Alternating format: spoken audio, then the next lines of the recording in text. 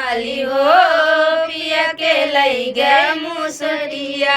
कौने बिली में हाथ डाली हो पिया के लई गए मुसरिया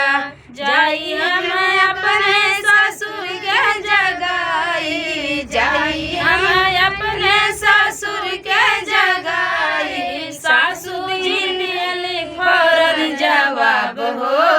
पिया के लई गए मुसरिया सासू जी फौरन जवाब हो पिया के लई गए मुसरिया कौने बिली में हाथ डाली हो पिया के लई गए मुसरिया कौने बिली में हाथ डाली हो पिया के लई गए मुसरिया कैसे हम कहीं सकी दिलवा के बतिया